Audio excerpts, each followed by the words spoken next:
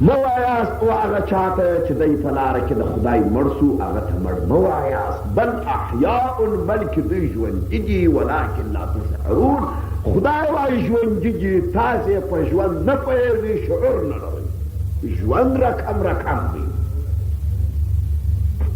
حتی د دغه آیات په تایید باندې په قرآن عظیم شان کې بل آیات دغسې دي لیکن په هغه آیات کې داسې هم ورسره اضافه دي چې ویرزقون عند ربهم خدا تعالی ته داسې ویلي دي وایي دغه کسان چې سربیره پر دې ژوندي دي ژوندي داسې ژوندي دي چې زما د خوا رزق ورکول کېږي همدم خوراک کوي چشان ګران وروره چې یو شهید یا یو مؤمن چې پر حال د نزع لا اله الا الله محمد رسول الله یا یو ولی تر خاورو لاندې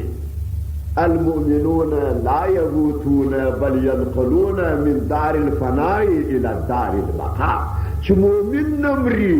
رسول الله السلام مؤمن د دې دار الفناء ته و دار البقاء ته ځي ووایه چې محمد رسول الله به څنګه مړ وي د ده د ژوند دپاره موږ باید ښکاره دلایل دا ګران وروڼو ته ووایو تر څو چې دوی پوه شي